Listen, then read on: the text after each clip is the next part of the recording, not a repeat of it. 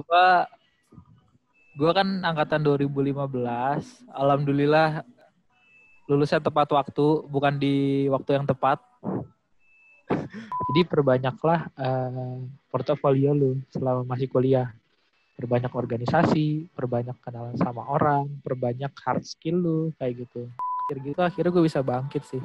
Makanya kalau menurut gue, kalau misalnya sekarang ada yang masih ngerasa aduh gue salah jurusan nih.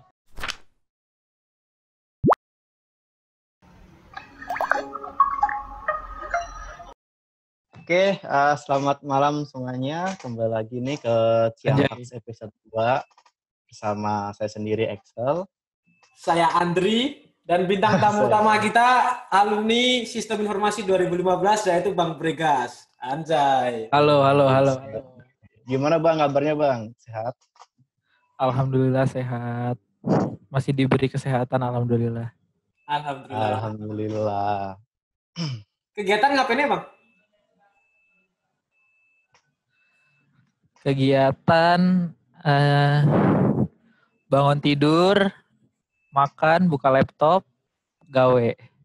Oh, gua kira lu itu ngikutin tren zaman sekarang. Apa tuh? Sepedaan. Oh, sepedahan gua. Kalau hari Minggu pagi. Sepedahan hidup gua. Sehat lah ya. Iyalah. Bang, malam ini nih kita akan sedikit ngobrol-ngobrol nih Bang tentang Abang nih khususnya nih kan. Ini kan Abang sekarang udah udah keluar dari SI nih sebagai alumni, udah kurang lebih kan 2 tahun ini nih. Nah, kita nih yang mahasiswa nih penasaran nih dengan perjalanan hidup Abang nih. Kira-kira tuh gimana sih Bang sebagai mahasiswa informasi menjalankan dunia kerja ini kan dunia yang baru. Nah, mungkin dari awal bisa dijelaskan dulu nih Bang, mungkin dari bagaimana momen-momen waktu setelah setelah wisuda dan mencari pekerjaan itu bagaimana sih Bang sebagai anak SI? Jadi pengalaman apa dulu nih? Kuliah dulu nih? Kuliah dulu. Ya boleh, dari kuliah dulu deh.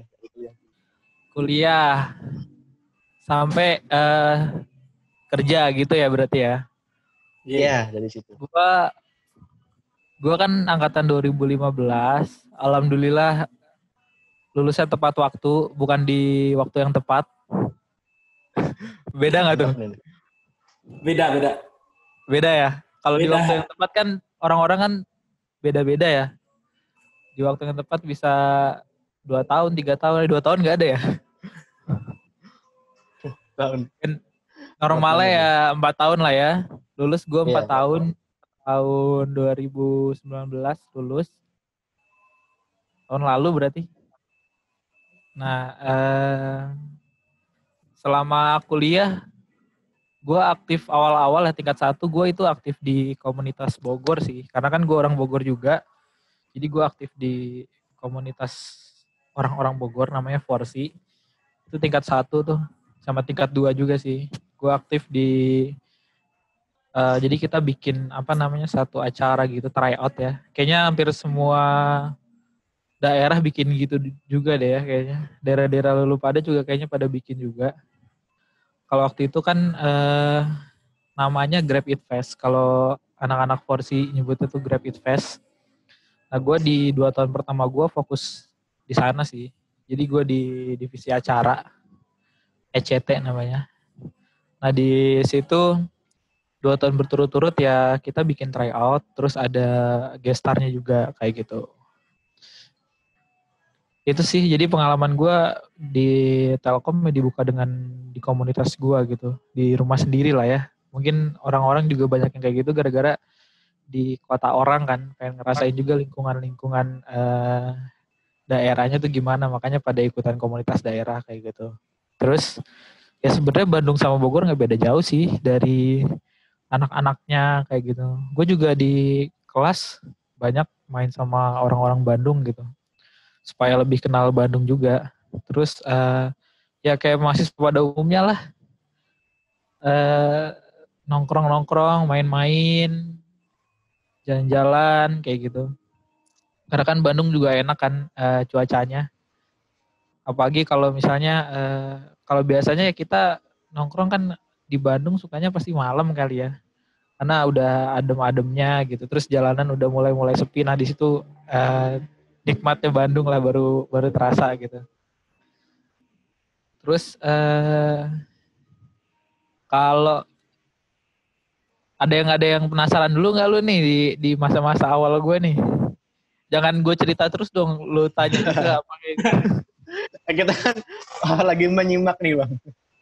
Nah, bener nih kata Abang nih, kebanyakan nih kalau dari mahasiswa daerah tuh ngerantau ke Bandung pasti ada komunitas. Saya pun kan dari Semarang kan juga ada komunitas Semarang. Pun kayak Andri, Jogja ya Andri, apa Andri? Japemet.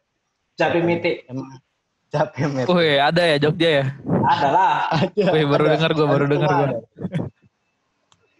Ya menurut kalau dari saya pribadi sih memang impactful sih, maksudnya untuk mengenal dunia perkuliahan dan organisasi pada start kita awal sebagai maba itu penting sih menurut saya sih.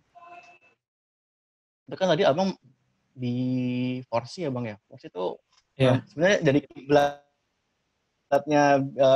UKM. Kiblatnya. Jadi buat acara gitu. Iya. Kebanyakan sih gitu Bang. Ini yang mungkin karena ini kali ya, anak-anak Bogor tuh dari SMA juga udah kebiasa bikin acara musik gitu. Maksudnya kan itu tryout sebenarnya core-nya ya. Cuman ada bumbu acara musiknya lah. Nah di Bogor tuh kayaknya hampir setiap SMA tuh punya acara musik sendiri. Jadi emang udah dari zaman-zaman SMA tuh udah ada jiwa-jiwa event organizer-nya gitu. Jadi cara lu nego-nego artis dan segala macem kayak gitu, cara lu ngundang artis di zaman yang tepat kayak gitu, itu udah belajar dari SMA sih gue rasa. Gue dari SMA udah ngurusin satu acara musik zaman tahun 2015 itu. Jadi 2014-2015.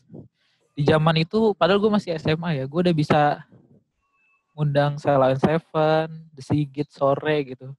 Jadi ya SMA lain pun gitu.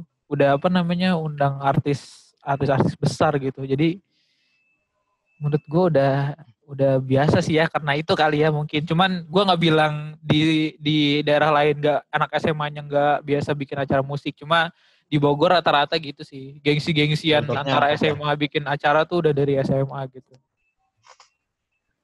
Berarti emang udah dari kulturnya juga Bang ya, dari teman-teman. Betul, makanya pas kuliah kayak, oh ini semangat nih gue nih bikin nih gitu. Yang lebih keren dari dulu gue kayak gitu. Apalagi lingkungan lu waktu ketemu kuliah kan juga, teman-teman dari Bogor lu juga, yang dulu juga pernah ngundang artis luar juga gitu ya Bang? Jadi lu makin kayak terpacu gitu ya? Kalau yang pernah ngundang artis luar temen gue di Bandung. Ido udah pernah ngundang di SMA 2 Bandung kan. Pernah ngundang Second Hand. Wah, bayangkan anak SMA. Gila sih. Gak nyampe. Ya itu sih awal-awal gue itu sih fokus di Forsi di acara Abang di komunitas daerah. Ikut UKM nggak Bang kalau waktu awal-awal gitu Bang? UKM gue nggak pernah ikut. Dulu gue pernah pengen ikut UKM band kan. Karena gue suka main musik gitu dari SMA, cuma nggak ada temennya, nggak ada yang yang nyanyi, nggak ada yang main gitar, nggak ada yang main bass, nggak ada. Cuma mungkin ada kali ya, cuma pada saat awal-awal itu gue nggak nemu sih kayak gitu. Makanya ya udah akhirnya gue nggak ikutan UKM apa-apa. Lebih ke ormawa daerah Bang ya untuk awal-awal. Betul. Itu sih awal-awal gue. Terus udah beres di Forsi, tahun kedua itu sebenarnya masih ada di Forsi juga kan. Nah gue di Forsi tuh waktu itu selain ikut Grab It Fest, gue juga kalau mungkin lu pada belum ada sih ya waktu itu, ada Forsi Championship namanya. Jadi lomba-lomba gitu. Di lomba Dota ya. Terus yang Dota itu ya Bang ya, futsal. Ada sih Bang. Iya, kayak gitu, betul. Itu juga betul. Mungkin waktu zaman lu tetap masih ada ya. Itu waktu zaman gue pas gue di tim di ECT kan namanya, di tim acara. di tim acara kan. Nah itu gue yang apa namanya, yang Forsi Championship itu gue ketuanya. Jadi gue yang ngelola lomba-lomba pada saat itu sih. Terus pas di tingkat 2 itu gue gabung di BLC. BLC. Apa tuh Bang? BLC Bang? Ini kayaknya ini kayak kita satu circle ya. Kalau ngomongin BLC. Satu circle. Gitu-gitu aja deh. Bang, cerita ini Bang. Kita orang awam ya, Andri. BLC apa sih? Orang awam Bang. Ya, jadi BLC itu BPAD Laboratory Club. Jadi itu kayak apa ya? Bisa dibilang anaknya kali ya, anaknya BPAD. Jadi BPAD itu Business Process Analysis and Design. Dia itu semacam laboratorium gitu. Itu dia punya salah satu study group. Nah, study groupnya ini core-nya di belajar tentang apa namanya? Intinya tentang kompetisi sih. Jadi kita lomba-lomba, ada lomba biasanya yang diikutin tuh business case, business plan kayak gitu. Cuma waktu zaman gua itu gue coba melenceng sih gitu. Melenceng dalam artian gue ikut ini lomba debat gitu. Sebelumnya anak BLC nggak pernah ada yang ikut lomba debat. Karena kan pas SMA gue juga pernah ikut lomba debat kan. Gue juga suka lah apa namanya, permainan kata-kata kayak gitulah. Nah terus pas itu ada namanya Championship Regeneration kalau nggak salah ya. Pokoknya ada yang ngadain gitu. Iya salah bener ya namanya ya gue ya. Iya dari research. Nah iya dari research itu gue ikutan. Nah ada bidang lomba debat tuh kayak gitu. Nah akhirnya yang lain, oh gue ini apa namanya Simbis gitu. Atau gue business case, business plan gitu. Nah gue sama Riko sama Wulan waktu itu gue coba ikutan aja yang gue suka gitu. Tapi mungkin gak terlalu jadi core-nya BLC. Gue ikutan lomba debat. Pas udah jalan langsung ini gue sama Riko sama Wulan dapet juara, alhamdulillah juara 3 alhamdulillah waktu itu. Gila emang beda level itu ya. Beda level sih itu asik banget sih. Itu pengalaman yang apa namanya bikin nge-trigger gue juga sama yang lain. Jadinya habis itu setelah itu tahun-tahun berikutnya anak BLC ikutan terus tuh lomba debat tuh, ada aja yang ikutan gitu. Terus akhirnya makin banyak yang jago segala macam, Tania kayak gitu, banyak masternya lah. Jadi apa namanya adik-adik BLC-nya makin tahu teknik gitu. Nah terus dari lomba debat juga gue ikutan di Surabaya pernah. Walaupun bidangnya politik gitu kan, politik nggak nyambung kan sama kita SI gitu. Iya. Nah cuma balik lagi sih kalau gue suka sama yang kebetulan sama Riko sama Kendri waktu itu gue bertiga ya suka gitu, tertarik ya, akhirnya kita sikat aja walaupun gak bidang kita banget, makanya diketawain tuh waktu itu di sana di Surabaya. Yang lain tuh banyak banget kan orang-orang apa namanya ilmu politik. Iya ilmu politik gitu ya, ilmu hukum. Lu jurusan apa? Sistem informasi. lu ngapain apa namanya ikutan gitu. Ya emang kan sebenarnya kan kalau debat lu tantangan sih. Kayak misalnya ya teknik-tekniknya kan sama kan.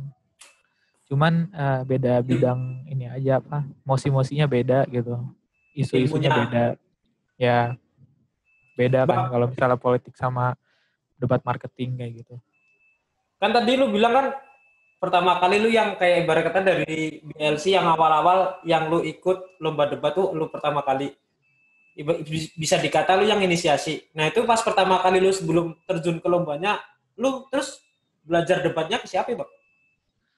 Nah itu menarik sih Bang. Belajar debatnya, gue lupa ya. Di BLC ada yang ngajarin tuh mentornya gitu mungkin. Iya. Pada saat itu sistemnya gini sih, kayak kan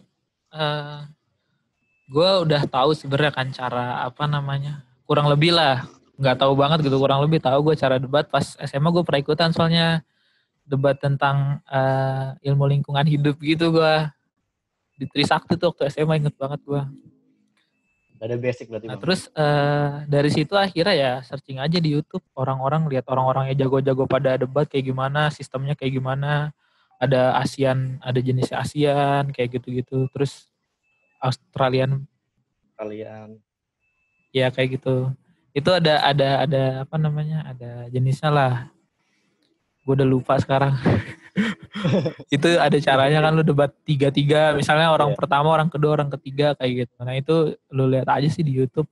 Terus tentang si marketingnya itu sendiri kan waktu itu udah ada Tania belum ya waktu itu ya? Kayaknya kita belum mengenal Tania sih pada saat itu seingat gua. Jadi kita ya apa namanya? Belajar sendiri aja marketing gitu. Jadi emang itu modal nekat sih, modal nekat dan emang lu have fun gitu kan, senang apa namanya ngerjainnya. Sebenarnya kan ilmu debat tuh ya ilmu tentang bagaimana cara lu berargumentasi gitu. Tapi berargumentasi itu berdasarkan data yang ada kayak gitu.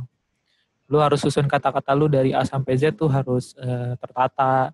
Gimana caranya lu nge-challenge statement orang tapi dengan cara yang elegan kayak gitu. Nah, kayak gitu-gitu kan sebenarnya bisa dibilang lu tuh udah belajar sebenarnya. Pas dari zaman SD lu jadi ketua kelas, lu misalnya jadi ketua ekskul basket atau lu jadi ketua apa kayak gitu. Dari sana sih mulai sukanya, akhirnya ya udah tanpa persiapan oleh mentor gitu, kita latihan aja sama senior sama angkatan kita 2015, ya udah akhirnya caw aja, sikat aja.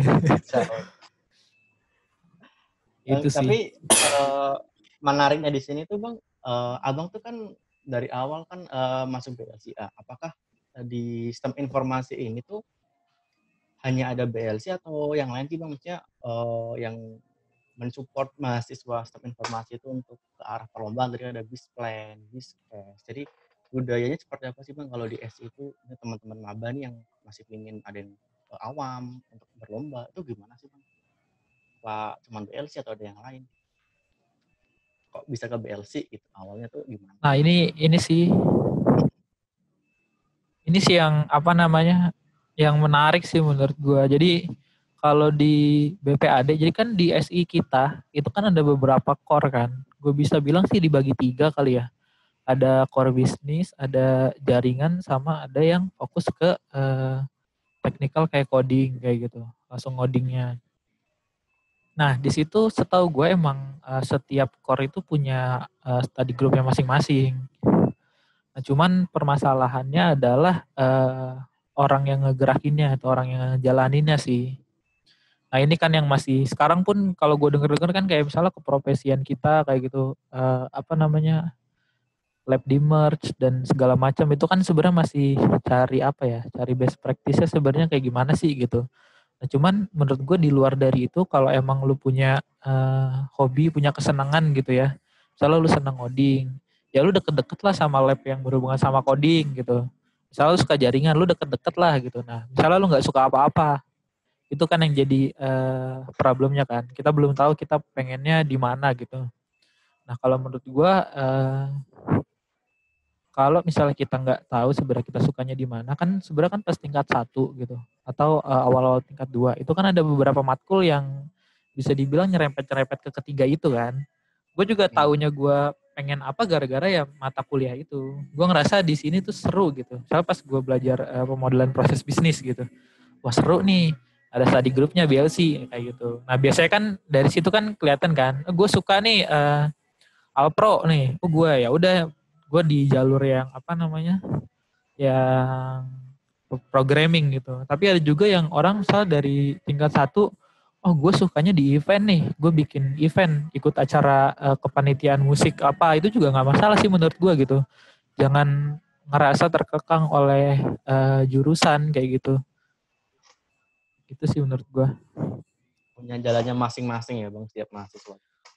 Betul, lu sukanya di mana lu sikat aja. Cuman bagusnya ketika misalnya lu anak BLC nih ya, lu juga tahu tentang programming, lu juga tahu tentang jaringan gitu. Jadi walaupun itu core lu misalnya di bisnisnya, lu kepo juga sama yang lain gitu. Itu nilai plus banget sih pasti di masa depan, gue yakin itu. Iya, karena kan kita juga kalau intersarjana juga Eskom ya Bang ya, nggak cuman ahli di salah satu core tadi, tapi ya harus tiganya itu harus paham gitu tentang SI. Benar banget Sal. Betul. Nah, oke Bang, kan tadi Ya itu sih BLC, tapi kan awal-awal gue porsi BLC itu. BLC, aktif BLC. Ya, terus nih abang kayaknya juga jadi asisten juga nih. Ya kan, Dri? Asisten, terus jadi Asisten ketua rep. apa tuh? Iya, jadi Ketua Genesis juga Ketua- kan? Woi. apa yo? Ketua Genesis. Ya, kayaknya Iya, menarik Bang. nih dari itu hidupnya. itu tingkat kedua ketiga gitu kali ya. Jadi gue emang kayak bisa dibilang berjenjang gitu sih kalau gue pikir-pikir ya. Tingkat 1, tingkat ya pasti berjenjang sih ya. Jadi tingkat 2, tingkat 3 gue BPAD jadi asisten. Emang gue cita-cita gue jadi dosen sampai sekarang masih sama. Jadi ketika ada asisten lab buka itu, gue satu sih niat gue pengen jadi dosen, gue pengen ngajarin ya dalam artian sebenarnya gue juga ilmu gue nggak banyak-banyak amat gitu. Ngajarin dalam artian apa yang gue tahu gue kasih lah kayak gitu. Nah makanya gue jadi asisten BPAD. Gue pengen kan gue jadi asisten BPAD, diterima. Udah tuh ketika apa namanya jadi asisten, ada beberapa mata kuliah yang dalam tanda kutip kita ajarin gitu ke adik-adik tingkat RPB. Terus waktu itu masih ada APSI kan, terus ada apa enterprise arsitektur kayak gitu. Nah itu menurut gue pengalaman yang menarik sih. Emang dari BLC kan itu core-nya bisnis ya. Ketika jadi asisten BPAD itu bisa dibilang rada-rada sejalan sih. Maksudnya sama bidangnya gitu, cuma beda fokus aja. Cuman ya karena gue balik lagi mata kuliahnya gue enjoy, gue seneng gitu di situ. Menurut bisa bikin kita apa namanya ya analytical thinking kita diasah lah gitu di kedua tempat itu. Makanya gue lanjutin kan ke asisten. Terus habis dari situ gue kan juga akhirnya ikut himpunan kan. Akhirnya gue aktif di himpunan karena ya menurut gue ketika gue masuk himpunan gitu, gue ngerasa balik lagi ya, ada hal yang gue suka gitu, yaitu bagaimana cara kita membentuk bisa dibilang karakter lah ya, karakter seseorang gitu. Dan gue juga suka ketika misalnya karakter gue dibentuk dengan sistem-sistem tertentu gitu. Nah makanya akhirnya gue ikut himpunan yang departemennya tuh kaderisasi. Nah di situ kan kita dikader kan awalnya kan. Terus akhirnya kita mengkader gitu, adik-adik di kader. Nah, di situ gue banyak banget belajar sih di asisten maupun di himpunan. Kalau di asisten ya gue banyak banget belajar tentang bagaimana cara kita bersikap ke adik kita lah ya. Ketika kita lagi ngajarin kayak gitu kan setiap orang treatmentnya beda-beda kan. Nah, di situ kita juga ngerasa sih pasti para asisten ketika lu apa namanya ngejelasin sesuatu di depan orang banyak gitu, apalagi tentang apa materi gitu, lu nggak boleh salah lah, lu harus prepare dulu sebelumnya. Lu misalnya ada apa pertanyaan-pertanyaan yang oh ini jarang banget ditanyain orang gitu, kayaknya gue sendiri nggak tahu gitu bagaimana cara lu ngejawab kayak gitu. Itu menurut gue apa namanya bisa bikin ngebentuk gue buat belajar banget sih kayak gitu di BPAD. Pasti kalian juga ngerasain lah ya itu. Terus kalau di himpunan, iya, kalau di himpunan ya itu kaderisasi. Senang banget sih gue sama orang-orang himpunan, sama orang-orang kaderisasi dari abang-abang kakak yang apa namanya banyak sharing ke kita, terus ke adik-adik kayak gitu. Menurut gue sih ibaratnya kayak apa ya?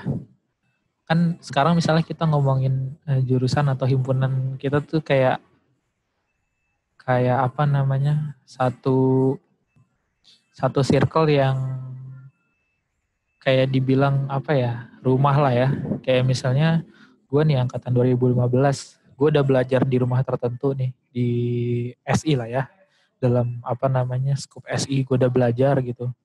Gue udah dikenalin sama orang tua gitu, sama dosen. Gue udah dikenalin di dalam rumah tuh sama kakak gue, sama adik gue gitu. Senang banget gue bisa apa namanya tahu caranya misalnya bikin pondasi gitu ya, bikin pondasi rumah atau bikin pondasi SI gitu yang cocok sama identitas kita tuh kayak gimana sih gitu. Makanya gue ikut kaderisasi, gue ikut mengkader dan ikut dikader juga pada awalnya. Karena kan menurut gue beda-beda kan treatment setiap jurusan kan. Tadi kan abang kan ngomong abang apa namanya aktif di BPH, di asisten. Nah kan itu terus cara time management yang bagus tuh gimana bang? Belum lagi ditambah kuliah kita, belum lagi kalau jadi asisten kan dari simul-simul, belum lagi ada pleno-pleno BPH, radep. Itu cara time management yang bagus gimana bang? Kalau menurut abang? Menurut gue gini sih, kuncinya itu bukan di time management gitu. Cuman kuncinya adalah seberapa passionate lu di bidang yang lu lagi kerjain gitu. Nah contohnya nih ya, gue tuh banyak banget kan, bisa dibilang banyak lah kegiatan. Hampir tiap hari gue rapat terus gue meeting terus sampai jam 12 sampai jam 1 sama siapa aja gue tukar pikiran gitu. Karena gue ada di tempat yang berbeda tuh banyak, di BPAD, di himpunan kayak gitu. Gue banyak ngobrol ke atas, gue banyak ngobrol ke bawah. Ya gue juga pernah ngobrol sama lu pada lah di apa sih tempat futsal itu, Dri? Kopi kuy. Kopi kuy. Nah itu banyak lah gue ngobrol-ngobrol sama kalian gitu. Nah karena ketika gue tukar pendapat gitu, gue jadi kan menurut gue ya kayak hidup itu tuh tentang belajar gitu, belajar dari orang lain, belajar dari lingkungan sekitar gitu. Nah lu dapat insight baru, lu memberikan insight kayak gitu. Hidup tuh menurut gue yang asik kayak gitu. Jadi yang emang nature-nya hidup tuh kayak gitu kan. Lu dapat sesuatu yang baru. Kalau lu berhenti belajar kan, makanya kalau menurut gue kalau lu berhenti belajar lu kayak berhenti hidup gitu. Nggak ada sesuatu yang baru yang lu tahu, yang lu jalanin gitu. Itu kan pasti ya udah hidup lu mungkin ya hidup lu flat aja gitu. Gua nggak ngejudge juga, cuma kemungkinan kayak gitu. Nah kalau menurut gue ketika lu passionate, lu secapek apapun, ketika pikiran lu, hati lu seneng, itu lu pasti, emang fisik tuh nggak bisa dibohongin kan. Cuman ketika lu, misalnya lu lagi capek-capeknya gitu, terus tapi lu suka ngerjainnya. Nah itu menurut gue semuanya lu kerjain aja, yang menurut lu penting dan bisa membuat lu produktif, semuanya kerjain aja. Jadi time management lu tuh menurut gue jangan dibawa ke arah gue harus ngelakuin yang mana nih gitu. Ketika lu ada di satu tempat ya lu berkewajiban atas tempat itu gitu. Nah lu harus jalanin semua. Nah lu harus jalaninnya dengan passion. Gitu. Kalau lu dengan passion, lu nggak bakal capek sih gue rasa. Itu yang gue rasain ya. Gue ngerasa tuh gue kayak waktu itu pernah ketua Genesis kan. Gue juga lagi rekrutmen buat Aslab BPAD kan. Yeah. Tugasnya kan banyak ya. Gue juga pasti pada ngerasain lah. Tugasnya banyak, gue jadi ketua Genesis yang gue harus bareng teman-teman gue nge-manage acaranya kayak gimana, bikin esensinya tetap dapat gitu. Nah itu gue lakuin, gue waktu setiap weekend gitu kan, Genesis biasanya weekend ya. Gue tidur cuma 2 jam, 3 jam gitu.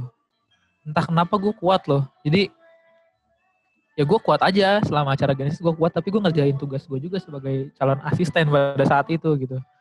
Terus gue nggak pernah ketinggalan gitu di pelajaran gue tetap ikut aja, gue bareng teman-teman gue, nilai gue aman kayak gitu. Dia lu passion aja sih intinya menurut gue. Kalau misalnya lu udah satu tempat tapi lu nggak nyaman, lu nggak passion, menurut gue itu berarti yang ada malah bikin lu capek gitu, kayak gitu sih. Berarti bisa dibilang tuh penyusunan time management itu kan diawali dari passion ya Bang ya. Passion, terus kita buat skala prioritas juga. Tadi kan Abang bilang dimanapun kita sedang berada di lingkungan itu, ya kita totalitas. Jadi kan ada skala prioritas yang kita buat. Nah berarti pada intinya itu selain passion, selain tekad yang kuat tuh juga sosialisasi yang baik nggak sih Bang? Menurut Abang nih kan berarti kan tadi kan misalkan tektokan sama teman-teman juga kalau di kelas ada butuh misalkan pelajaran yang mungkin berat bisa bertanya bersama, maupun di calon asisten tadi ataupun di kinesis itu kan bisa ada struktur-strukturnya. Ilmu sosialisasi itu yang baik tuh mungkin bisa di ini ya Bang, menurut Abang. Ya menurut gue sosialisasi itu kunci sih gitu. Jadi mungkin ada beberapa orang yang banyak dulu kan banyak istilah ya, kupu-kupu gitu, kuliah pulang gitu. Nah, gue sebenarnya nggak pernah ngejudge kan orang-orang kayak gitu. Gue juga banyak berteman kok sama orang-orang yang dulu mungkin awal-awalnya kuliah pulang gitu. Nah, cuman kalau misalnya lu kuliah pulang, ketika lu di kosan gitu, mungkin aja lu ada apa namanya, lihat talk show dan segala macam, terus lu belajar apa, baca buku apa kayak gitu. Itu kan sebenarnya bisa jadi kan. Kalau menurut gue jangan jangan apa namanya, jangan jangan judge sih. Jadi intinya tapi kalau misalnya kayak gitu kan berarti mungkin relasi lu kurang kemungkinan ya. Karena mungkin tadi gue bilang lu komunikasinya lewat misalnya lihat talk show di YouTube kayak gitu atau baca buku. Nah mungkin relasi lu kurang. Padahal kan relasi itu berguna banget. Apalagi buat lu di masa depan gitu. Kayak gini, gue kan sering apa namanya berkomunikasikan sama kalian dari zaman dulu juga kan. Makanya sampai sekarang kita masih apa namanya aktif ngobrol-ngobrol lah kayak gitu, walaupun cuman kayak gini doang, konteksnya nggak ketemu langsung. Nah ini kan berawal dari kita sosialisasi kan. Mungkin kalau misalnya lu pada misalnya nih Andrew sama Axel nggak ikut PSI, Andrew nggak ikut PSI, Axel nggak ikut BLC gitu. Mungkin kalian nggak bakal pernah kenal gua kayak gitu. Itu kan awalnya dari awal sosialisasi kan. Kayak gini kan penting. Jadi misalnya lu bisa ngechat gue juga, lu nanya-nanya gue, nelfon gue tentang apa namanya detail kerjaan nanti ke depannya kayak gimana kalau udah pengen lulus. Itu kan penting kan. Walaupun sebenarnya lu bisa cari cara sendiri kan lewat YouTube kayak gitu. Cuman kalau komunikasi langsung kayak gini kan rasanya rasanya lu lebih hidup gitulah. Apalagi kalau misalnya teman-teman lu ya emang lu bergaul dengan orang-orang yang apa namanya pinter-pinter, produktif dan kocak-kocak gitu. Jadi menurut gue cari circle yang ideal gitu. Gak mesti semuanya harus jago ngoding atau semuanya harus pinter atau semuanya harus jadi pelawak gitu. Gak mesti kayak gitu sih. Menurut gue cari yang ideal aja. Lu punya teman yang tukang lawak, lu punya teman yang pinter ngoding, lu punya teman yang pinter research gitu. Menurut gue kuncinya itu sih, sosialisasi dan ya itu ideal gitu. Ideal menurut lu aja. Cuman kalau misalnya pada akhirnya lu idealis gitu, teman-teman gue misalnya kerjaannya sebenarnya kan kita kayak anak kuliah sebenarnya lu udah tahu juga kan, oh ini kayak temen gue tiap malam kayaknya kerjaannya misalnya nggak produktif terus nih. Nah itu kan sebenarnya lu secara tidak langsung sebenarnya lu pasti sadar gitu, oh kayaknya ini gue kurang banyak berteman sama yang lain deh gitu, gue temennya ini doang gitu. Nah makanya itu sih yang penting, cari circle yang ideal gitu, cari circle yang ideal menurut gue itu sih. Dan open mind sih bang, menurut aku juga nih penting banget sih mendapat masukan dari orang, berargumen, terus berdiskusi dengan orang. Walaupun sebenarnya kupu-kupu itu kan juga mungkin ya sebagian orang juga ngerasa kayak ngerasa introvert kan bang, kayak kan dia nggak tertarik dengan sosial. Tapi kan sebenarnya kalau cara pola pikir kita open mind, mau menerima masukan, diskusi, even dengan circle yang tertentu aja atau kecil aja juga nggak masalah kan bang, setiap orang kan punya jalannya masing-masing. Itu sih bang dari aku. Nah oke bang, tadi udah cerita tentang konsisten. Betul. Setuju gua. Nah abang ini kan sekarang nih sebelum situ deh, itu kan abang udah selesai nih proses TA nih. Gimana nih bang, TA tuh berdarah-darah nggak sih bang? Kayak seperti kata orang ini kan abang juga ambil salah satu peminatan ya, EA nih yang dikenal banyak dan kompleks lah. Nah, kalau misalkan buat EA itu gimana sih bang? Mungkin sedikit nih buat gambaran teman-teman yang lagi sekarang di tingkat akhir TA. Udah mulai TA juga ada kan? Nah, sedikit aja nih bang. Gambaran TA-nya.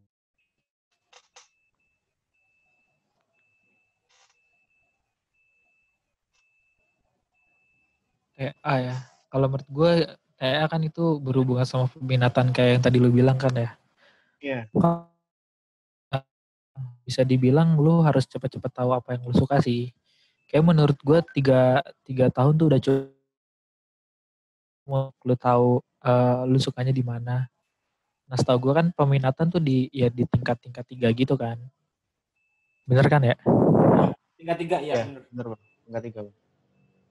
Kayaknya gue di DC lagi nih. Gue kayak DC lagi nih.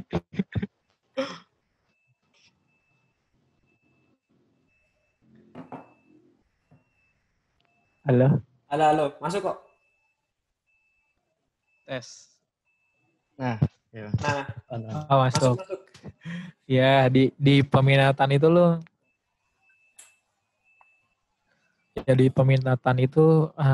lu kayaknya tahu kan cukup lah ya 3 tahun gitu, hampir 6 semester lu tahu peminatan lu apa. Ketika lu misal udah tahu kayak gue tadi kan pet gue udah jelas ya, udah gue cerita juga, akhirnya gue pilih enterprise arsitektur. Dan kalau di tempat kita di Telkom tuh kan lu bisa bertiga gitu kan, grup atau berdua atau sendiri gitu. Nah lu pilih apa yang balik lagi sih, lu cocoknya gimana. Kalau gue cocoknya bareng-bareng temen gue, makanya waktu itu gue ada temennya juga TA, kita satu topik yang sama, cuman kan ngerjainnya emang beda-beda gitu. Nah di situ menurut gue yang enak adalah komposisi tim sih. Jadi lu harus tahu komposisi tim yang ideal. Balik lagi menurut lu apa? Menurut lu apa ya? Menurut lu balik lagi. Kalau menurut gue pada saat itu ya ada orang-orang yang perhatian, yang saling ingetin kayak gitu sih. Jadi yang gue butuhin itu pada saat itu. Karena kalau menurut gue sendiri TA itu gampang-gampang aja. Lu ke perusahaan cari data, lu tulis DTA lu gitu. Nah yang jadi masalah adalah ketika lu mager gitu, mager ke perusahaannya, mager nulis kayak gitu. Biasanya itu yang kemungkinan bikin lu terlambat sih, kemungkinan ya. Cuma balik lagi gue nggak mau ngejudge gitu. Kemungkinan gara-gara itu.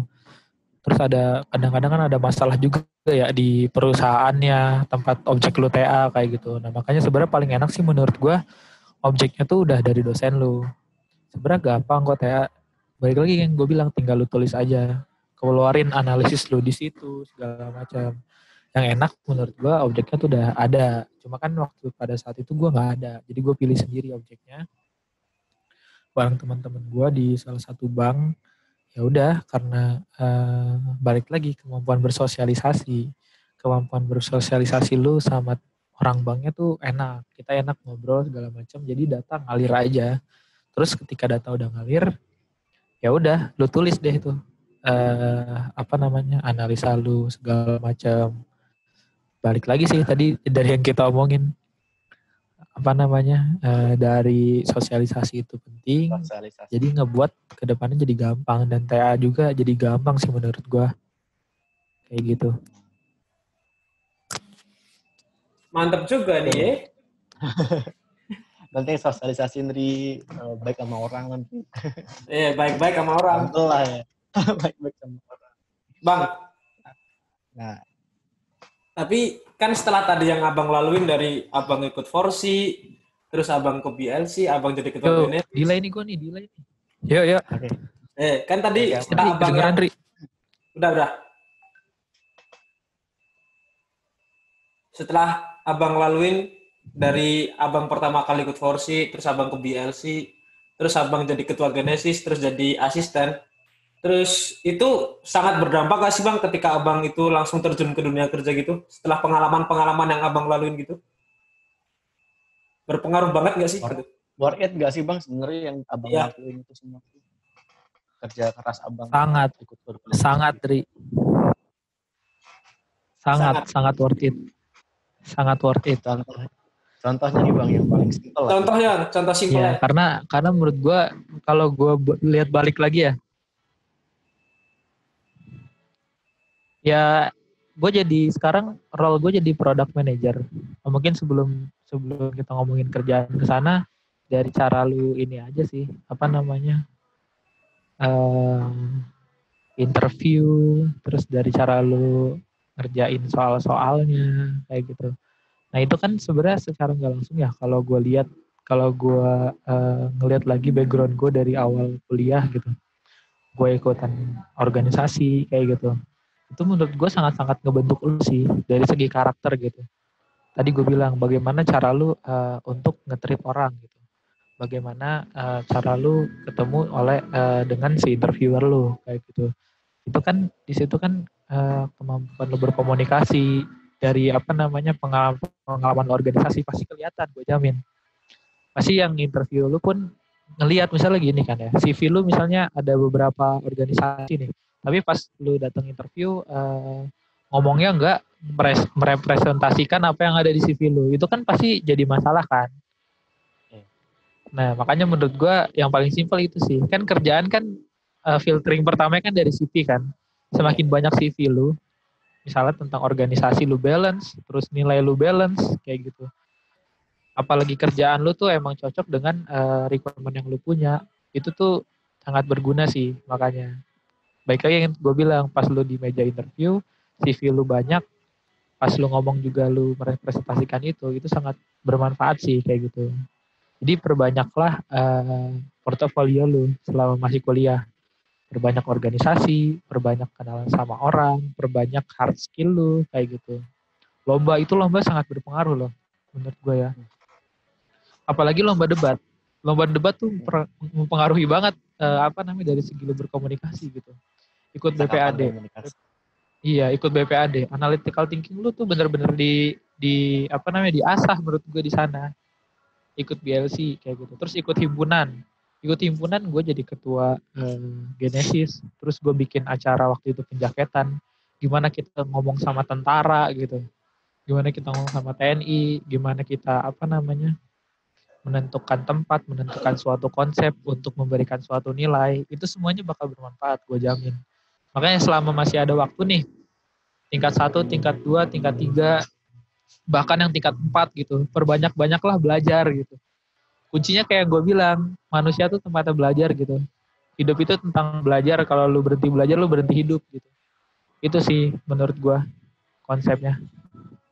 Banyak-banyak belajar dengan cara ikut organisasi, ikut lomba, belajar di YouTube, nggak masalah kayak gitu. Yang penting ada hal baru yang lo dapatkan. Organisasi itu kunci sih menurut gue, penting banget sih. Iya, organize ya, mengorganisasi. Oh iya nih, sebelumnya nih, abang kan sekarang ini abang ya, jabatannya sebagai associate product manager bang ya di salah satu startup nih yang cukup beken nih. Tadi kemarin ini kayaknya lagi booming di TV nih. Iya lagi banyak itu yang WIB itu kan. Iya WIB. Yoi brother, semalam brother, jam 8 sampai jam 10. Seru itu. Di balik layar seru itu. Abang, tapi banyak orang yang sebenarnya tuh belum tahu gitu bang. Abang tuh bisa sampai ke sana tuh kan ada salah satu fase yang abang alami nih. Boleh cerita nggak bang? Suatu fase itu kan kompetisinya itu seperti apa bang? Tokopedia Akademi ya kalau nggak salah. Nah, itu. Betul. Jadi gini sih konsepnya ya, ini konsep gue. Ketika gue tingkat 4, gue harus sudah apply kerja gitu. Karena gue merasa bertanggung jawab sama diri gue sendiri. Gue banyak banget yang gue apply. Gue apply di salah satu perusahaan multinasional, BUMN juga gue sikat gitu. Jadi ketika ada kesempatan gue sikat. Nah itu bahkan kesempatannya datang sebelum gue sidang dan sebelum ya gue rampung gitu. Gue udah intinya gue tuh pengen belajar gimana caranya gue psikotes gitu. Gimana caranya gue menghadapi interviewer. Intinya pas tingkat 4, lu udah harus, bahkan tingkat 3 lah ya, lu udah harus aktif-aktif di LinkedIn, kayak gitu, di Jobstreet, menurut gue ya. Karena gue merasa bertanggung jawab terhadap diri gue sendiri. Gue udah dikuliahin, segala macem, kayak gitu. Jadi gue harus bertanggung jawab terhadap diri gue sendiri pertama, terus habis itu ke orang tua gue. Gue punya cita-cita lah pas kuliah gitu. Misalnya gue minta uang jajan kayak gitu segala macam, pengen ntar pas beres kuliah gue yang ngejajanin mereka gitu. Kalau bisa apa aja yang orang tua gue pengen, gue bisa kasih.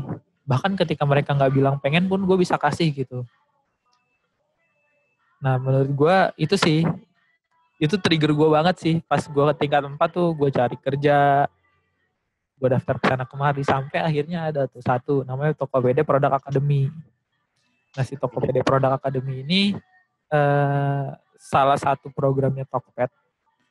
Dia itu menjaring undergraduate student. Jadi proses seleksinya tuh cukup panjang ya. Apa namanya, kayak cari kerja sih menurut gue. Kayak lu ada seleksi berkas, interview kayak gitu. Nah jadi di situ tuh akhirnya lu dipilih beberapa orang untuk ikutan satu bootcamp gitu lah ya sebutannya. Itu selama 5 hari. Nah itu banyak dari ribuan orang dipilih 33 orang kalau nggak salah waktu itu. Ya, jadi sekitar 13 kelompok gitulah ya. Nah, itu kita di apa namanya, kayak ada lombanya gitu sih. Jadi di lombanya itu ya kayak business case gitu. Cuma tentang Tokopedia. Di situ akhirnya ya udah kita lomba. Akhirnya gue di situ juara sama teman-teman gue, juara 3. Nah, dari situ kayak yang gue bilang ya, itu masuknya susah sih kalau menurut gue, kayak masuk kerja gitu. Nah terus akhirnya pas gue udah lulus segala macam, ada yang kontak, coba suruh interview, akhirnya gue interview, nah masuk deh gue Tokopedia kayak gitu. Jadi associate product manager. Nah associate product manager tuh entry levelnya lah dari role gue, dari product manager gitu. Makanya dari awal kan itu nyambung kan, lu ikutan lomba segala macam, tingkat 4 lu ikutan lomba lagi. Cuma ya alhamdulillahnya lomba itu membawa berkah gue di kerjaan yang sekarang kayak gitu. Banyak juga kok yang kayak gitu, setahu gue ada juga kayak misalnya apa ya,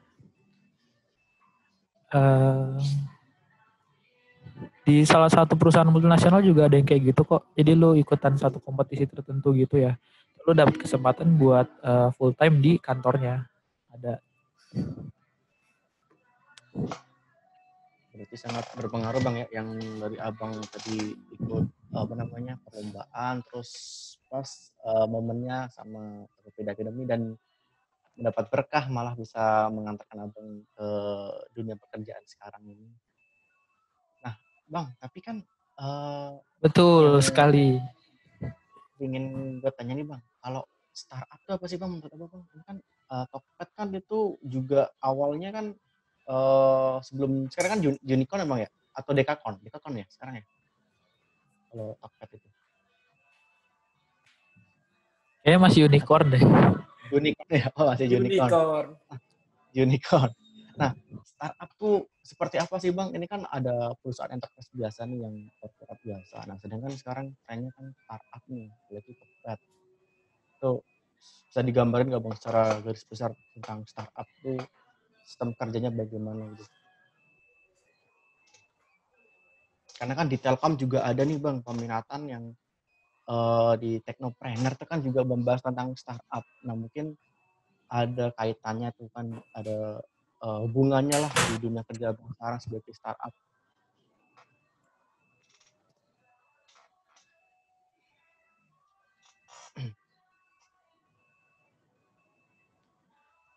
Ini kayaknya delay gue, tapi coba gue jawab ya. Jadi kalau startup menurut gue itu suatu konsep sih jatuhnya. Jadi ada salah satu CEO yang dulunya startup juga mungkin ya, dan sampai sekarang sampai dia jadi raksasa pun dia masih bilang perusahaannya startup gitu. Karena menurut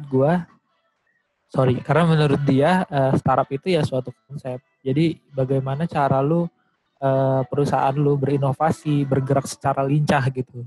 Nah makanya tetap diambil esensi dari startup itu sendiri. Nah menurut gue setuju banget sih. Menurut gue startup itu suatu konsep yang cara kerja suatu perusahaan yang dia itu terus berinovasi, terus beriterasi kayak gitu. Jadi startup itu dulu kan mungkin sebutannya perusahaan rintisan ya, yang mungkin kita juga baru denger gitu. Cuma sekarang menurut gue jadi suatu konsep di mana perusahaan itu walaupun udah sebesar apapun tetap jadi startup. Karena konsepnya dia ya itu terus lincah, terus berinovasi gitu. Terus buat produk yang emang berguna bagi masyarakat kayak gitu. Menurut gue esensinya startup kayak gitu sih. Dan mungkin kalau kita anak IT gitu kebayang lah ya konsep startup tuh yang working culture-nya ya lu apa namanya, manusia itu sebagai bisa dibilang sebagai alat utamanya gitu. Jadi mungkin kalau misalnya lu di perusahaan manufaktur itu kan sangat bergantung dengan misalnya alat produksi lu kan.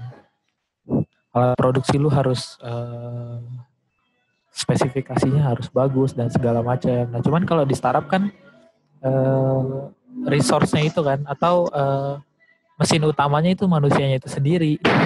Itu menurut gue startup sih. Jadi manusianya itu sendiri, lu dikasih satu laptop, dikasih satu sistem yang bisa lu program. Nah itu sih. Jadi bagaimana si suatu perusahaan itu tuh membuat lu tuh senyaman mungkin kayak gitu. Makanya banyak di startup itu yang dia itu ada tempat gymnya, ada apa kayak semacam time zone-nya gitu kan, kalau di Tokped ada tuh kayak semacam time zone gitu, ada gymnya. Jadi si manusianya itu benar-benar dibuat senyaman mungkin sehingga dia bisa seproduktif mungkin kayak gitu sih konsepnya di Tokped ya misalnya ya, atau di startup lainnya. Berarti budayanya tuh sama model kantor-kantor yang zaman dulu itu berarti beda banget ya Bang? Kalau misalnya kan zaman dulu kan harus pakai seragam, datang pagi, pulang sore. Berarti kalau di startup gini lebih kayak memanusiakan manusianya gitu nggak sih Bang? Jatuhnya? Kalau working culture-nya ya dia bener sih kata lu, jadi emang nggak strict ke apa yang kita pakai gitu. Tapi lebih ke arah ya emang kita udah dikasih suatu role, kita bekerja dengan maksimal gitu untuk objektif suatu perusahaan. Jadi emang kita nggak dituntut misalnya kita pakai harus pakai kemeja gitu, harus pakai kaos yang berkerah, nggak itu sih konsepnya. Jadi kita dituntut untuk kita bisa kasih suatu ide kayak gitu. Kita dituntut untuk kita harus bisa selalu berinovasi, harus bagus secara kolaborasi kayak gitu. Lebih ke arah sana sih. Makanya mungkin banyak juga startup di luar sana yang mengadaptasi sistem kerja yang misalnya dia bisa work from home sebebas mungkin atau masuknya sebebas mungkin kayak gitu. Cuman konsepnya gitu sih. Emang kita nggak strict terhadap apa yang kita pakai kayak gitu. Tapi job desk kita apa yang kita kerjakan bisa secara objektif perusahaan kita bisa achieve gitu. Kalau secara pola pikir Bang, pola pikir mahasiswa dan pola pikir sebagai seorang karyawan di startup nih. Itu yang paling mencolok apa sih Bang? Misalkan mahasiswa kan ikut organisasi gini-gini, terus misalkan dari asisten ataupun mengejar nilai. Kalau misalkan di pola pikir dunia kerja itu seperti apa sih Bang yang Abang alami sendiri nih, perbedaan yang sangat signifikan tuh seperti apa? Tekanannya mungkin atau gimana gitu sebagai seorang pekerja gitu di dunia kerja.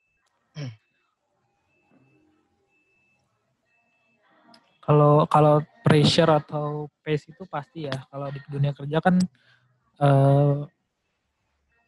lu kan ini kan, kalau di dunia kerja tuh lu tuntut kita kan sering denger ya kayak misalnya dunia kerja tuh profesional kayak gitu. Nah menurut gue itu yang gue alamin sih. Emang kayaknya dimanapun dunia kerja tuh bentuknya profesional. Mungkin di kampus juga iya ya. Kayak misalnya lu pas di lab misalnya nyontek, lu dapet hukuman kayak gitu. Nah itu sistem aturan kayak gitu ya di mana-mana harusnya ada sih, karena kan konsepnya juga perusahaan satu organisasi kan, yang ketika kita misalnya dapat kita kerjanya bagus dapat rewards gitu. Kalau misalnya kita kurang ya kita yang nggak dapat rewards gitu. Nah kalau menurut gue konsepnya sama aja sih soal kalau misalnya dari pola pikir ya. Cuman yang paling menurut gue kerasa adalah ketika udah dunia kerja lu nggak bisa baper sih. Itu sih. Jadi mungkin ketika misalnya pas lu di kampus nih ya, lu ada buat salah apa sama dosen, terus misalnya lu ada hal-hal yang buat pembelajaran lu lah gitu ya konsepnya. itu lu nggak boleh Iya. baper. Karena baper itu yang ngebuat lu nggak maju. Asli itu sih kuncinya menurut gue ya. Dunia kampus sama dunia kerja gitu. Dunia kerja tuh lu nggak boleh baper. Makanya penting banget lu tadi misalnya pas di kampus ya, lu udah punya relasi yang kuat, misalnya lu ikutan suatu kepanitiaan yang emang itu serius banget gitu. Ada kontraknya, ada agreementnya, ada hitam di atas putih, kayak gitu-gitu. Sampai misalnya kita ngobrol sama orang vendor, misalnya kayak gitu ya. Itu tuh kan lu misalnya ada pembelajaran di sana kan, lu nggak boleh baper. Itu kunci sih menurut gua. Di dunia kerja lu nggak boleh baper. Ya, berarti harus bisa legowo Bang ya. Yang intinya kita bisa terus berinovasi dan mau mendengar masukan dari mana aja, terutama dari atasan gitu Bang. Betul. Intinya lu Nah, ya berkembang sih. Lu lead lu enak sama lu, orang-orang sekitar lu enak sama lu, bisa bikin lu berkembang. Itu jadi kebahagiaan tersendiri sih buat lu. Dan balik lagi jangan baper itu. jangan baper, Andri. Jangan baper, Andri. Itu gua dah. Kanan hajar aja. Nah, Bang. Nah, oke. Tadi Ya. kan tentang dunia kerja sekalian nih, Bang. Untuk para tingkat tempat yang udah pada wisuda, terus lagi fresh graduate nih, ada awal-awal, ini kan pandemi nih Bang, ini kan kondisi yang waktu Abang tuh nggak alamin ini. Nah, sekarang nih mungkin Abang sebagai seorang karyawan udah tahu dunia kerja, terus ada teman-teman yang lagi fresh graduate. Nah, tuh bagaimana sih Bang mengatasi langkah ini untuk mungkin bisa mencari pekerjaan ataupun langkah-langkah pengembangan diri yang efektif dan menurut Abang tuh itu buat adik-adik yang udah wisuda itu gimana Bang? Mungkin itu sih Bang. Tantangannya pandemi sih ini. Iya sih, ini gue juga rada susah jawabnya sih, karena zaman tahun lalu gue nggak merasakan.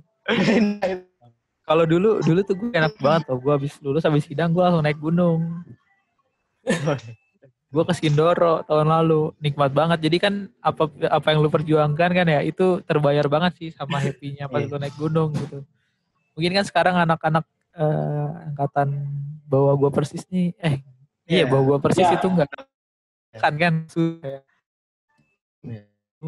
Cuman menurut gue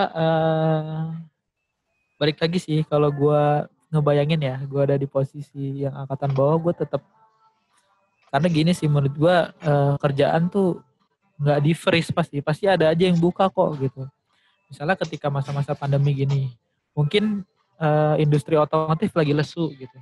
Cuman di sisi lain ada industri yang menurut gue lagi naik-naiknya gitu. Contohnya FMCG atau misalnya industri farmasi, kimia farma, terus FMCG Nutrifood, Indofood. Menurut gue itu kayaknya masih sustain sih sampai sekarang, masih oke aja sih, bahkan sangat oke gitu. Bayangin aja mungkin sekarang yang beli produk-produk FMCG itu makin banyak gitu. Ya nggak sih, kita bayangin orang-orang online semua gitu.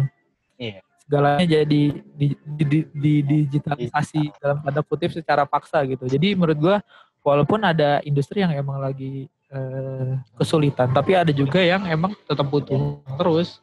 Jadi menurut gua tetap cari aja, sikat terus di media-media manapun, di website langsung, di LinkedIn kayak gitu. Jadi ya kuncinya menurut gue harus aktif sih. Makanya gue udah aktif. Gue aktif LinkedIn dari gue tingkat 3. Udah follow-follow orang-orang yang ini kayak gue tertarik di bidang sana nih gitu. Udah gue follow-followin. Gue cari-cari tahu track recordnya kayak gimana kayak gitu. Menurut gue bisa dengan cara itu sih. Bang, tapi gue mau nanya deh Bang. Ini kan lagi masa pandemi gini ya. Maksudnya kan juga ada yang fresh graduate itu. Yang fresh graduate itu biar bervalue gitu loh Bang dibanding sama lainnya. Apalagi pandemi ini kan juga banyak orang-orang di PHK. Jadi kan saingan kita tuh nggak cuma fresh graduate aja, tapi juga orang-orang yang di PHK. Kalau dari Abang ada nggak tips biar buat para fresh graduate ini biar daripada yang lainnya gitu Bang, tipsnya gitu?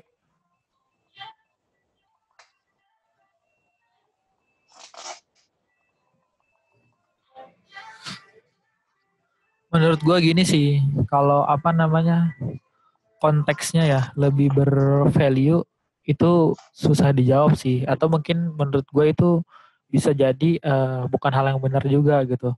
Karena menurut gue mungkin orang-orang yang kan pasti beda lah ya. Orang yang udah experience sama fresh grad gitu. Nah sedangkan perusahaan itu ada yang cari fresh grad, ada yang cari experience employee juga gitu. Menurut gue dua-duanya ini segmen yang berbeda sih, Dri. Jadi emang ada segmen perusahaan yang cari fresh grad, ada yang cari udah experience kayak gitu. Nah menurut gue yang si fresh grad ini dia tetap punya value tersendiri. Nah yang jadi masalah adalah si fresh grad ini cocok nggak requirement sama perusahaan. Karena kan menurut gue fresh grad tuh masih bisa dibentuk kan. Lu masih ngebawa ilmu-ilmu dari kampus gitu. Lu belum pernah kerja di tempat manapun misalnya walaupun pernah intern ya sebelumnya kayak gitu. Nah menurut gue perusahaan tetap cari yang fresh grade kok. Tapi fresh grade yang dalam tanda kutip. Tadi misalnya lu tentang persaingan lebih bervalue gitu. Nah jadilah fresh grade yang valuable gitu. Di antara fresh grade yang lain. Caranya gimana? Menurut gue lagi zaman-zaman kayak gini banyak banget lah platform-platform untuk lu belajar gitu. Seminar-seminar online tuh banyak banget. Menurut gue itu terus sih. Kalau dunia IT kayak kita ya, dunia IT kayak kita banyak banget lu cari-cari di internet misalnya course-course online kayak gitu itu bisa banget sih kayak gitu. Jadi menurut gue pas zaman-zaman kayak gini jangan jadiin kesempatan lah buat waktunya kita di rumah terus ngasah-ngasah skill set kita gitu dari rumah itu bisa kok kayak begitu.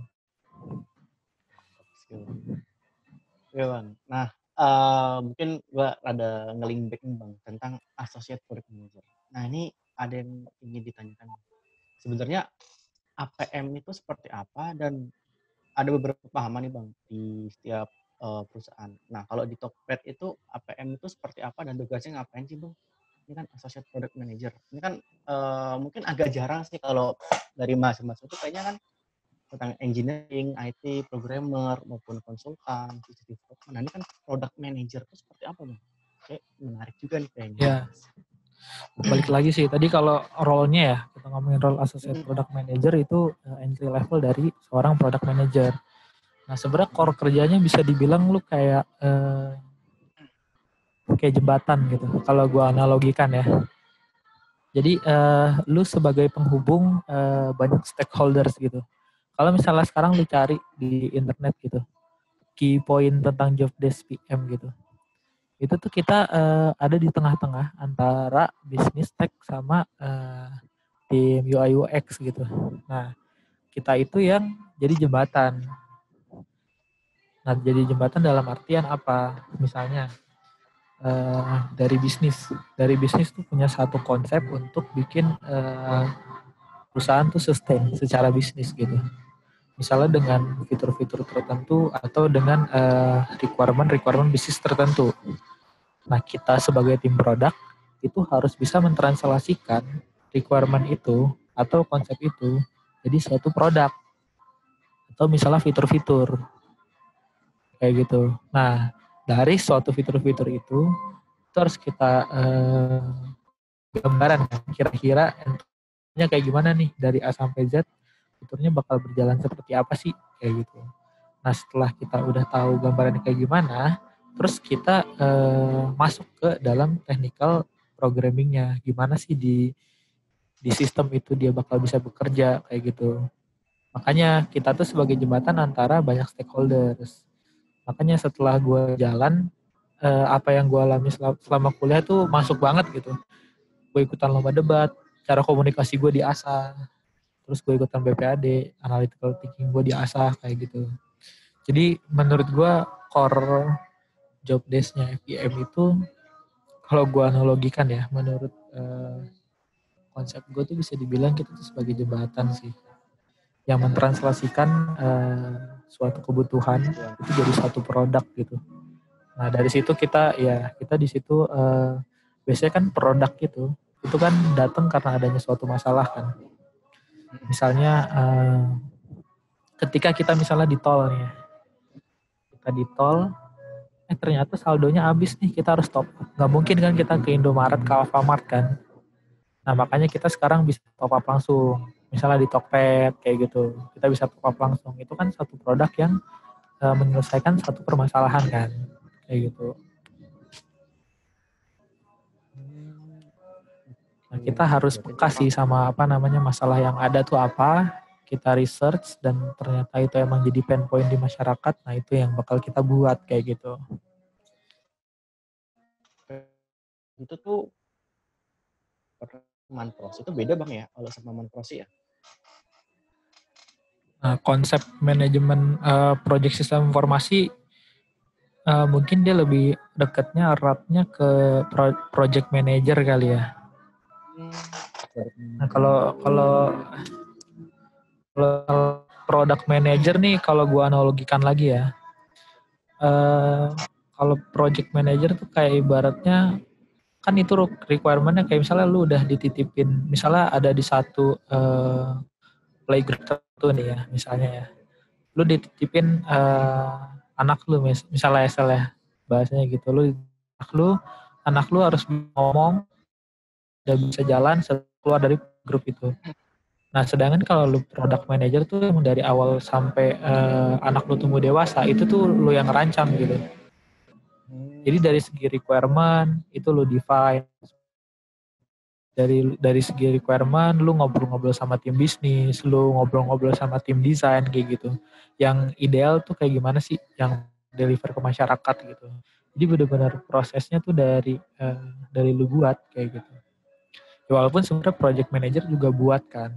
Cuman kebanyakan sepemahaman gue ya kalau project manager tuh ya apa namanya? Ya kan orang nitipin tuh pengen bikinnya gitu. Kayak gitu sih. Oh, paham sih. Kita bener-bener dari nol ya kembangin suatu produk yang nantinya bisa kita riset lagi pengembangannya produk manager. Berarti itu Betul.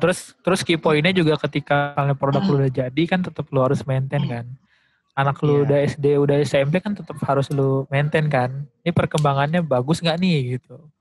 Itu sih.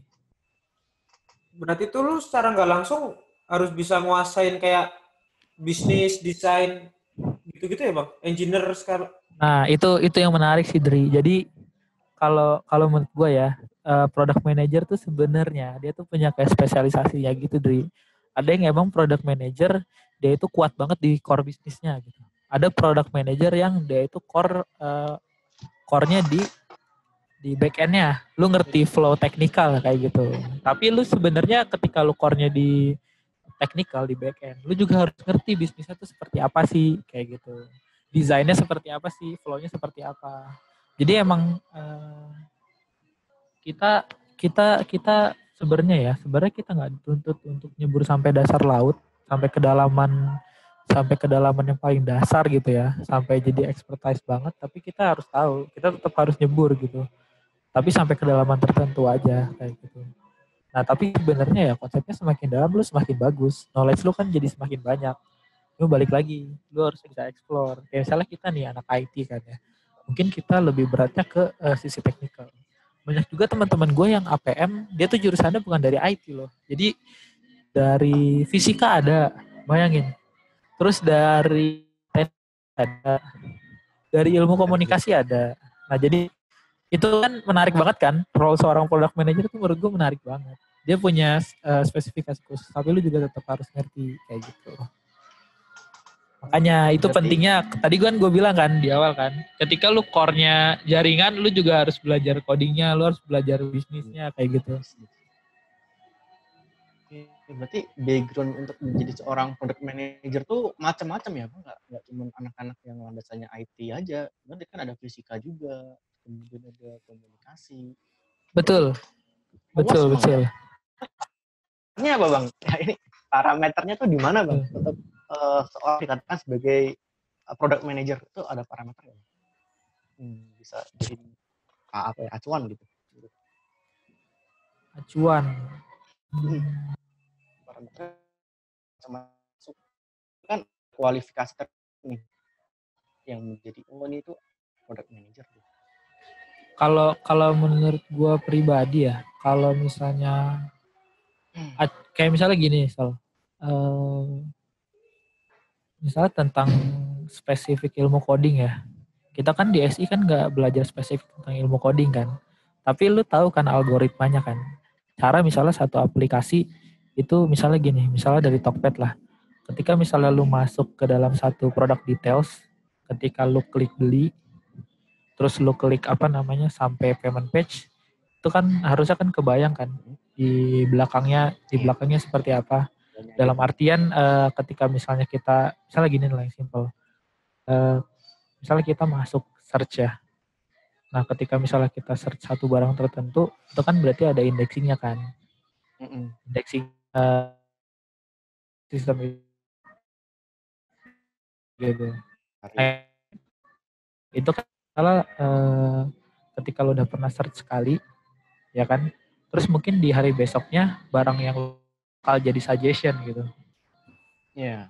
Nah itu kan kayak gitu-gitu kan sebenarnya kayak algoritma aja kan, kayak gitu. Algoritma kan mungkin pertama lu nggak belajar, lu misalnya cuma tahu satu informasi ketika misalnya gue nge-search electric drum gitu. Itu kan satu informasi tuh, input satu masuk. Terus ketika misalnya besok gue tahu nih gue nge-evaluate, lu kemarin tuh nge-search ini, coba deh gue kasih suggestion, siapa tahu lu masih butuh sekarang barangnya gitu misalnya.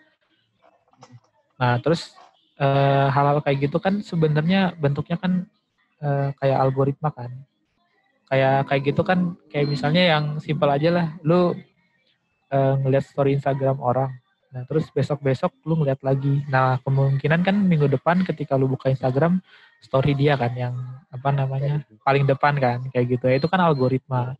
Nah, menurut gua algoritma logik-logik kayak gitu tuh bukan jadi parameter sih, cuman yang sebaiknya lu tahu gitu. Misalnya lu mau masuk Tokped, ya lu belajarlah kira-kira algoritma yang ada di Tokped itu apa, kayak gitu. Misalnya dari mulai di homepage kayak gitu, apa aja ada algoritma apa aja sih, benernya bisa di swipe kayak gitu, search barnya bentuknya kayak gimana, terus bisa apa namanya nge-search by foto kayak gitu, apa namanya tambahin barang ke keranjang, terus bisa pakai promo, gimana sih logiknya di promo kayak gitu. Misalnya ada logic minimum purchase. Kenapa kalau misalnya misalnya ada minimum purchase 50.000, kenapa kalau gue nggak sampai 50.000 gue nggak dapat promonya? Itu sebenarnya logiknya di belakang kebayang kayak gitu. Terus pas lo add to cart, lo masukin alamat kayak gitu. Kalau emang lo pengen masuk satu perusahaan, ya flow-flow yang kayak gitu sih selalu menurut gue yang lo pelajarin, dan itu menarik banget sih.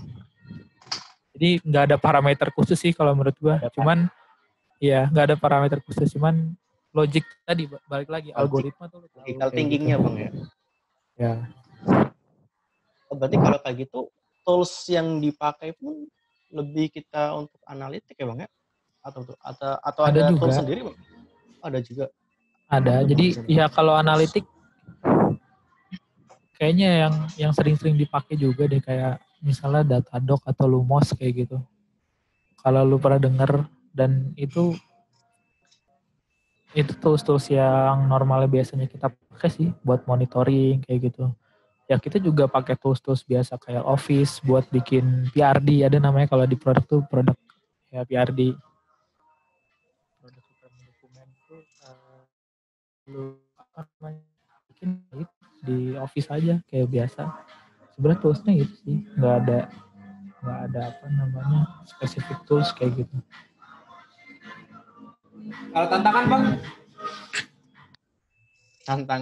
Tantangan lu sebagai associate product manager paling besar tuh di bagian mana Bang? Tantangan lu? Challenge ya, kalau gue challenge-nya di bagian core ya. Di promo itu ada engine-nya gitu, promo engine, core promo. Ya gue dituntut harus mengerti di sisi back-end-nya tuh logiknya kayak gimana. Challenge gue pasti ke situ. Challenge gue ke arah apa namanya back-end flow kayak gitu. Nah selain itu, karena gue udah hampir setahun gue ada di bidang sana, gue juga pengen challenge-nya juga jadi pengen ke arah-arah ini sih, ke arah-arah front end gitu, bikin fitur yang dia itu bakal dibuat juga di Android, di iOS, di front end kayak gitu. Challenge gue lebih ke sana sih. Jadi selama setahun ini gue banyak main di core, gue juga pengen challenge-nya gue pengen main ke arah sana sih. Gue jadi lagi banyak belajar ke arah sana kayak gitu. Kalau challenge untuk kesalahpahaman bang, kan abang kan di sini jembatan nih, jembatan kan menghubungin satu pihak dengan pihak lain. Itu biasa terjadi nggak sih bang? Dan abang bagaimana cara mengatasinya? Misalkan tim desain dengan tim engineering atau tim bisnisnya dengan tim UI-nya.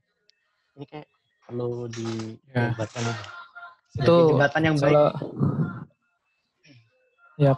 kalau kayak gitu baik lagi sih. Kita harus bisa nge-treatment orang secara tepat gitu. Misalnya ada konflik apa, ada masalah apa, ya gimana cara kita untuk cari jalan tengah kayak gitu itu challenge sih.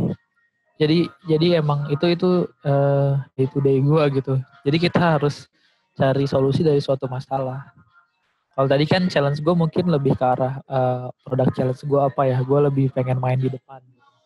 Cuman kalau misalnya challenge-nya day to day itu challenge-nya lu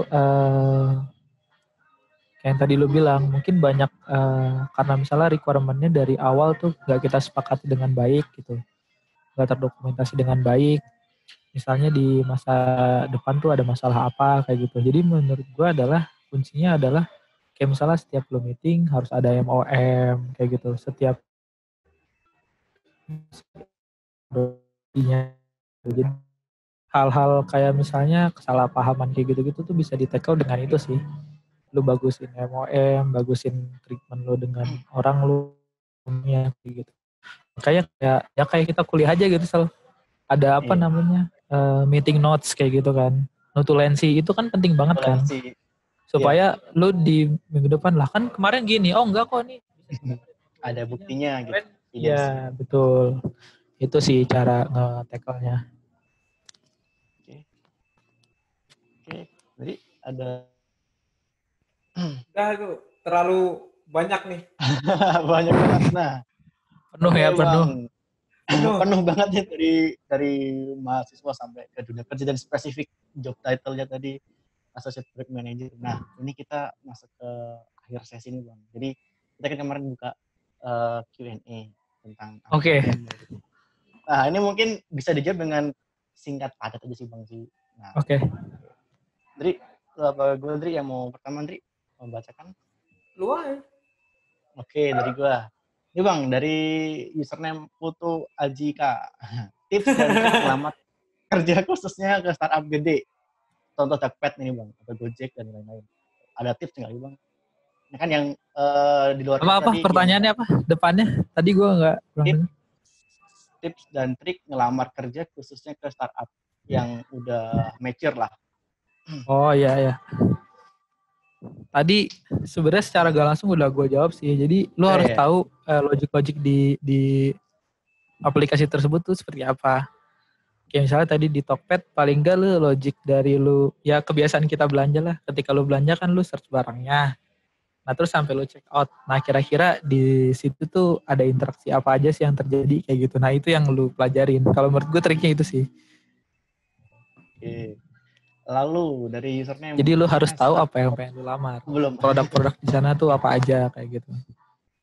Berarti memang harus dari kayak yang tadi misalnya bisa gue lanjutin kali ya. Ini delay ya? Enggak. Oh iya, delay tadi ya? Ya delay. Enggak. Ini di gua enggak. Oh enggak. Yuk lanjut. Oke Bang, kita lanjut ya pertanyaan Bang, kita secara singkat aja mungkin ini. Nah, dari username AS_Sultoni. Bang, workload di Tokped sebagai PM tuh gimana? Berat kah atau santai? Jadi kayak beban kerja sebagai seorang PM di Tokped. Saya sedikit udah dibahas sih Bang ya. Mungkin ditanyakan kembali. Ya beban kerjanya kalau menurut gue semua kerjaan tuh berat sih. Jadi ada masalahnya masing-masing. Gak cuma di perusahaan lain pun menurut gue berat gitu. Kayak teman-teman gue suka sharing juga. Balik lagi tadi kuncinya passionate. Lo harus passionate di Passion. situ. Iya.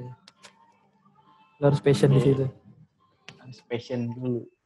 Oke, lalu nih ada juga dari Yudan Eka. Titik terendah lu selama hidup dan gimana cara lu bang? Wah ini ini sangat emosional banget nih bang. Titik terendah. Berarti titik ya ada kilas balik lah. Itu di mana nih? Tipping pointnya bisa bangkit tuh seperti apa dan gimana rendah? Titik gue terendah tuh pas gue nggak dapet kuliah yang gue inginkan gitu. Oh iya bang. Ya karena Oh, berarti waktu itu kan SMA gue bisa dibilang cukup bagus lah ya. Undangan ke salah satu kampus, ke salah satu institut. Nah itu waktu itu pas di undangan gue nggak masuk. Nah itu menurut gue itu shock banget sih gue. Tapi kira gue dibukakan jalan lain. Makanya kan ada yang bilang gini kan. Waktu itu Riko pernah nge-share satu apa? Itu intinya jangan sedih kalau misalnya pilihan pertama lu tuh nggak masuk gitu. Mungkin itu bukan pilihan yang terbaik, tapi pilihan kedua lu tuh pilihan yang dijalanin dari Tuhan gitu. Jalan Tuhan tuh kadang-kadang emang lebih baik tuh dari apa yang pilihan pertama lu. Nah itu menurut gue yang gue alami sekarang ya, sih. Gue nggak kebayang nih ya kalau dulu gue masuk situ dan jurusan yang gue pilih tuh itu spesifik banget gitu. Gue nggak bakal bisa kayak sekarang, so nggak mungkin gue nggak apa namanya jalurnya nggak gue bayangin lah gitu. Nah jadi menurut gue akhirnya gue struggle di Telkom, struggle di SI sampai akhirnya gue bangkit, gue menemukan apa yang gue suka dan itu sih pas di semester 4 gue ke-trigger banget ngebahagiain orang tua gue gitu dengan sederhana rakyat.